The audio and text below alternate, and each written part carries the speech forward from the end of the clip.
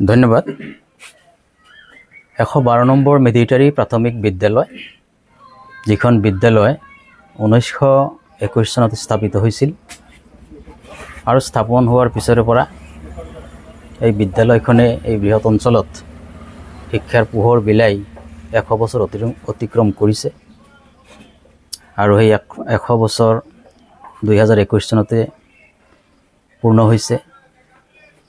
2021 চনৰ পিছৰে পৰা আমি এই শতবৰ্ষ উদযাপন কৰাৰ কাৰণে চেষ্টা কৰিছিলোঁ আৰু বিভিন্ন সময়ত চেষ্টা কৰি বৰ্তমানে যিটো উদযাপন সমিতি গঠন কৰা হৈছে, এই উদযাপন সমিতিৰ জৰিয়তে এই শতবৰ্ষ অনুষ্ঠান আমি পাতাৰ চূড়ান্ত সিদ্ধান্ত লৈছোঁ আৰু আমাৰ কাৰ্যপন্থা হাতত লৈছোঁ। আমি আগবাঢ়ি গৈ আছোঁ লাহে লাহে। আমাৰ এটা অসুবিধা হৈছিল যে আমি মাজে সময়ে আলোচনাত বহিবৰ কাৰণে এটি কাৰ্যালয় লাগে, যিটো কাৰ্যালয় বজাৰত হ'লে বেছি ভাল হয়, কাৰণ বজাৰত সদায় মানুহ থাকে। যাৰ কাৰণেই যোৱা মিটিঙত আমি এটা সাধাৰণ সভা দিছিলোঁ। সেই মিটিঙত সিদ্ধান্ত হ'ল যে মিলিটাৰী বজাৰত এটি শাখা কাৰ্যালয় এই উদযাপন সমিতিৰ কাৰণে স্থাপন কৰা হ'ব। মুখ্য কাৰ্যালয় তাতেই থাকিব, স্কুলখনতে থাকিব। ইয়াত আমি সদায় আলোচনাত বহিব পাৰিম। সেই উদ্দেশ্য লৈ আজি এই বজাৰত আমি কাৰ্যালয় উদ্বোধন কৰিলোঁ আৰু সেই উদ্বোধন উপলক্ষে আমি প্ৰাক্তন ছাত্ৰ বা মিডিয়াৰ মানুহ আপোনালোকক মাতিছিলোঁ। আপোনালোক আহিছে, আমি খুবেই আনন্দিত হৈছোঁ আৰু খুব আশান্বিত হৈছোঁ আজি যে আমি আমাৰ এই কাৰ্যালয়ৰ পৰা আমাৰ যাত্ৰা অব্যাহত ৰাখিম আৰু আমি সফলতাৰ ফালে পূৰ্ণ গতিত আগবাঢ়ি যাম। 2025 চনৰ ডিচেম্বৰ মাহৰ 24, 25, 26, 27, 28 এই 5 দিনৰ কাৰণে আমি কাৰ্যসূচী যুগুত কৰিম, এইটো সিদ্ধান্ত আমি লৈ থৈছোঁ। প্ৰধান কিন্তু উদ্যোক্তা আছিল আমাৰ স্কুলখনৰ ওচৰত এটা NGO আছে। এই NGOৰ সদস্যসকলে বেছি আগভাগ লৈছিল যে আমাৰ এইটো উৎসৱ পাতিবই লাগে, আৰু তেওঁলোকৰ উৎসাহ দেখি আমি আশান্বিত হৈ আমি সাধাৰণ সভাৰ জৰিয়তে এই উদযাপন সমিতি গঠন কৰিছিলোঁ। আমি এতিয়াৰ পৰা ভাবিছোঁ যে আমি প্ৰথমতে এই অঞ্চলৰ বিশেষকৈ মেইনলি 2খন গাঁও, মেধিটাৰী আৰু গাগলমাৰী, এই 2খন গাঁৱৰে বেছি সংখ্যক ল'ৰা ছোৱালী স্কুলত পঢ়িছে আৰু অন্য গাঁৱৰ পৰা কিছু আহিছে। আমি প্ৰতিখন ঘৰত সোমাই যাম, কাৰণ প্ৰত্যেক ঘৰতে কম বেছি 1 বা 2, 3, 4, 5 বা কমপক্ষে 1 থাকিবও পাৰে। এজনো ছাত্ৰ ছাত্ৰী নোহোৱা ঘৰ কিজানি নোলাব। গতিকে আমি প্ৰতি ঘৰত যাম, প্ৰতি ঘৰত গৈ আমি মিনিমাম এটা কণ্ট্ৰিবিউশ্যন কৰিছোঁ, সকলোৱে যাতে দিব পাৰে। আৰু বাকী যিসকল সচ্ছল বা চাকৰি বাকৰি কৰি আছে বা ভাল ব্যৱসায় কৰি আছে বা আৰ্থিক দিশত যথেষ্ট উন্নত আৰু প্ৰাক্তন ছাত্ৰ আছিল বা ছাত্ৰী আছিল, তেওঁলোকৰ পৰা আমি অলপ বেছি এটা কণ্ট্ৰিবিউশ্যন বিচাৰিম, তেওঁলোকে কিমান দিব পাৰে। আৰু এই অঞ্চলৰ যিসকল মানুহ আছে, স্কুলত পঢ়া নাই কিন্তু তেওঁলোকৰ অৱদান আছে, স্কুলখনৰ লগত তেওঁলোক জড়িত, তেওঁলোকৰ আৰ্থিক দিশো ভাল, তেনেকুৱা ধৰণৰ মানুহৰ ওচৰলৈ আমি যাম এই অঞ্চলৰ। আৰু বিভিন্ন জ্ঞানী গুণী বুদ্ধিজীৱীক আমি মাতি আমি যে অসমীয়া মাধ্যমৰ বিদ্যালয় স্থাপন কৰি ইমান বছৰ ধৰি অসমীয়া মাধ্যমত আমাৰ ল'ৰা ছোৱালীক আমাৰ অভিভাৱকসকলে পঢ়াইছিল, আমি পঢ়াইছোঁ বা এতিয়াও পঢ়ি আছে বহুতেই, এই কথাবোৰ আমি আলোচনা কৰিম। আৰু খিলঞ্জীয়া যিসকল বুদ্ধিজীৱী আছে তেওঁলোকক আমি মাতিম আৰু আমি তেওঁলোকক দেখুৱাই দিম যে আমাৰ সম্পৰ্কে মানুহৰ যি ভুল ধাৰণা আছে, আমাক তাচ্ছিল্য কৰে, তুচ্ছ কৰে, বহু ধৰণৰ কথা, অপমানজনক কথা আমাক যিসকলে কয়, তেওঁলোকেই প্ৰচাৰ কৰিব ইয়াৰ পৰা গৈ যে নহয়, আচলতে তেওঁলোক তুচ্ছ তাচ্ছিল্যৰ পাত্ৰ নহয়, তেওঁলোক সঁচা অৰ্থত হাড়ে হিমজিয়ে অসমীয়া ভাষা গ্ৰহণ কৰি অসমীয়া ভাষাৰ তেওঁলোক ৰক্ষাকৰ্তা, এই কথাটো তেওঁলোকেই প্ৰচাৰ কৰিব। তো প্ৰত্যেক দিনাই আমাৰ মঞ্চৰ কাৰ্যসূচী ৰাতি থাকিব, দিনতো থাকিব।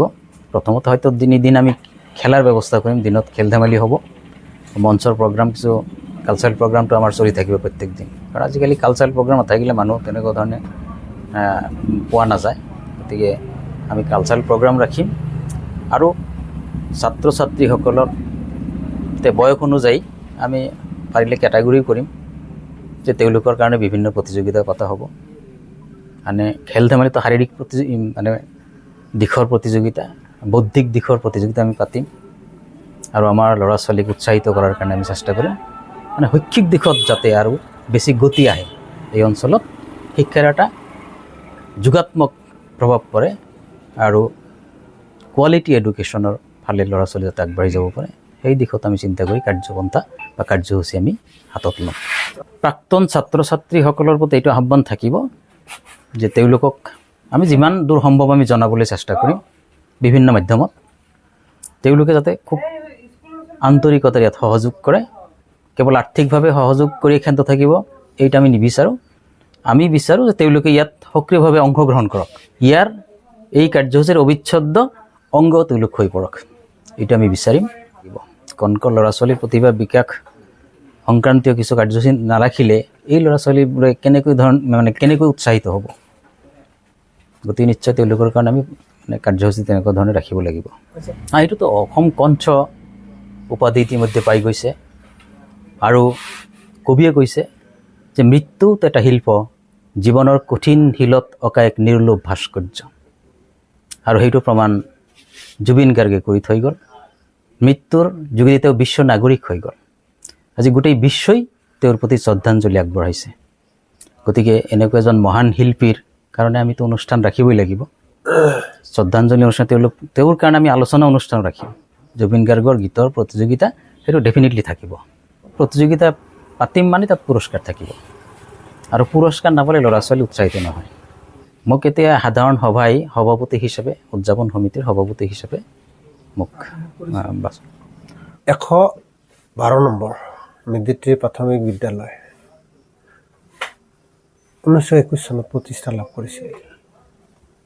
সেই সময়ত মেদিত্ৰীত জংঘলৰ বাহিৰে একো নাছিল। যিসকল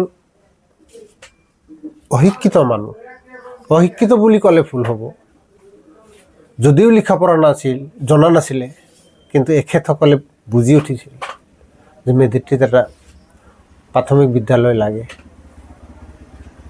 সেই অশিক্ষিত যিখিনি অৱদান আগবঢ়াই থৈ গৈছে 100 বছৰ আগত, সেইখিনি কিন্তু আমি আজিৰ যুগতো আমি কিন্তু সেইখিনি কৰিব নোৱাৰোঁ, তাৰ মূল্যও আমি দিব নোৱাৰোঁ। প্ৰথমতে যিসকল মহান ব্যক্তিৰ অক্লান্ত চেষ্টাত আমাৰ মেদিত্ৰী 112 নম্বৰ প্ৰাথমিক বিদ্যালয় গঢ়ি উঠিছিল, সেই মহান ব্যক্তিসকলক মই শ্ৰদ্ধাৰে সুঁৱৰিছোঁ। 4 বছৰ আগতে কিন্তু আমি শতবৰ্ষ উদযাপন কৰিব লাগিছিল, কিন্তু ক'ভিড মহামাৰী এনেকুৱা বিভিন্ন সমস্যাবিলাক অহাৰ কাৰণে আমি অনুষ্ঠানটো পিছুৱাই গৈ আজি 2025ত শতবাৰ্ষিকী অনুষ্ঠান উদযাপন কৰাৰ কাৰণে সমিতিয়ে সিদ্ধান্ত গ্ৰহণ কৰিছে। আমাৰ এই শতবাৰ্ষিকী অনুষ্ঠান ডিচেম্বৰ মাহৰ 24 তাৰিখৰ পৰা 28 তাৰিখলৈকে 5 দিনীয়া কাৰ্যসূচীৰে বৰ্ণাঢ্যভাৱে আমি অনুষ্ঠিত কৰিম সিদ্ধান্ত গ্ৰহণ কৰিছোঁ।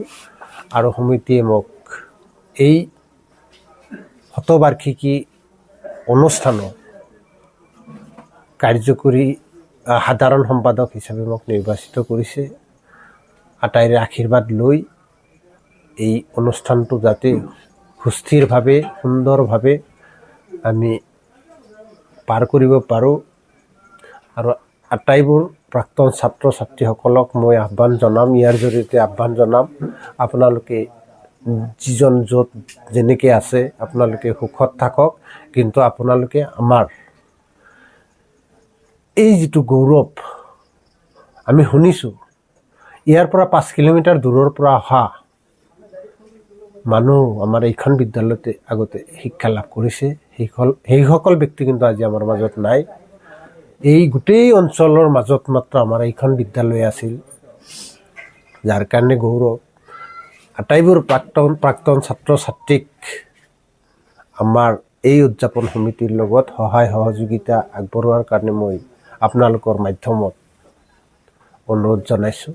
প্ৰাক্তন ছাত্ৰ ছাত্ৰীসকল অতিকে উৎসাহী যে আমি যিখন স্কুলত পঢ়িছিলোঁ সেইখন স্কুলে আজি শতবৰ্ষ গঢ়িলে আৰু সেই অনুষ্ঠানটো আটাই উদযাপন কৰাৰ কাৰণে অতি আগ্ৰহেৰে বাট চাই আছে আৰু চৰকাৰৰ মাননীয় মন্ত্ৰীসকলকো আমি আমন্ত্ৰণ জনাম নিশ্চয় তেখেতসকল থাকিব সেইখিনি আত্মবিশ্বাস আছে আমি মাননীয় মুখ্যমন্ত্ৰী মহোদয়কো আমি আমন্ত্ৰণ জনাম আমাৰ এই অনুষ্ঠান ভাগ লোৱাৰ কাৰণে অতিথি হিচাপে আমন্ত্ৰণ জনাম আমি বিভিন্ন ধৰণৰ কল্পনা লৈছোঁ আৰু তেনেকুৱা ধৰণৰ মানুহ আমাৰ মাজত খুবেই কম আছে কিন্তু আমি এটা সগৌৰৱৰে আমি গৌৰৱান্বিত যে আমি 1921 চনত আমি এই মেডিটেৰী প্ৰাথমিক বিদ্যালয়ৰ শতবাৰ্ষিক উৎসৱ আমি পালন কৰাৰ কাৰণে আগবাঢ়িছোঁ আৰু যি সময়ত আমাৰ এই অনুষ্ঠানটো স্থাপিত হৈছিল সেই সময়ত ক'বলৈ গ'লে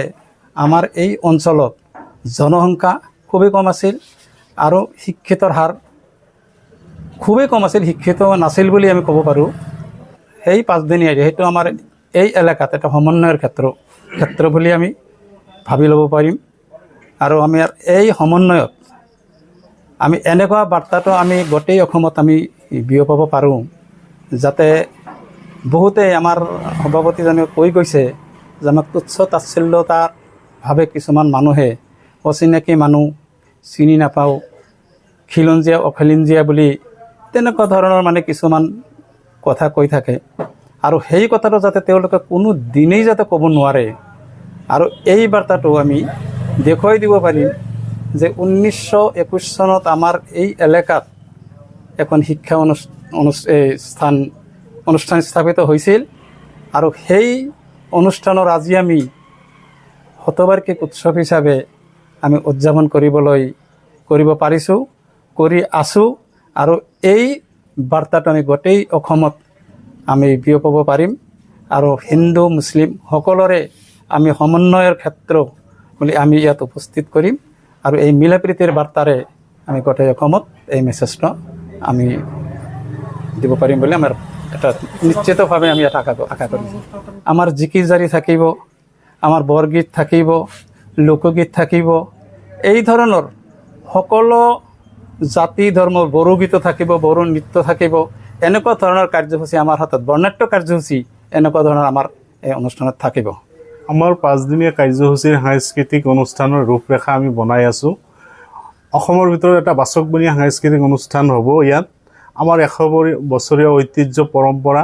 যিখিনি আছে সেইখিনি আমি তুলি ধৰাৰ কাৰণে প্ৰয়াস কৰিম গতিকে আমাৰ 100 বছৰীয়া যি ইতিহাস আছে এই অঞ্চলত সেই ইতিহাসটো আমি সাংস্কৃতিক কাৰ্যসূচীৰ যোগেদি আমি তুলি ধৰিব বিচাৰিম জুবিন গাৰ্গ ভূপেন হাজৰিকা অসমৰ নমস্য ব্যক্তি ভূপেন হাজৰিকা সুদাকণ্ঠ আৰু জুবিন গাৰ্গ হৈছে অসমৰ হিয়াৰ আমঠু এই দুয়োজন ব্যক্তিক বাদ দি আমি কোনো কামেই নকৰোঁ প্ৰতিটো সাংস্কৃতিক অনুষ্ঠানৰ ক্ষেত্ৰত দুয়োজন ব্যক্তি আমাৰ সন্মুখত থাকিব এই দুয়োজন ব্যক্তিক সৰি আমি প্ৰতিটো কাম আগবাঢ়িম অসমৰ সাংস্কৃতিক জগতৰ 2 উজ্জ্বল নক্ষত্ৰ এই দুজনক বাদ দি আমাৰ সাংস্কৃতিক অনুষ্ঠান নহয় গতিকে এই দুজনক সৰি এই দুয়োজনৰ গান গীত চৰ্চা সন্মুখত ৰাখি আমি কাৰ্যসূচী তৈয়াৰ কৰিম আমাৰ তেনেকুৱা কোনো ধৰণৰ চিন্তা চৰ্চা নাই আমি অসমৰ যিটো সংস্কৃতি অসমীয়া জাতীয় পৰম্পৰা অসমৰ মাজত আমাৰ লুকাই থকা প্ৰতিভাসমূহ আমি আগুৱাই আনিবৰ কাৰণে চেষ্টা কৰিম আৰু অসমৰ যিসকল অসমীয়া লোক সংস্কৃতি অসমীয়া গীত মাতক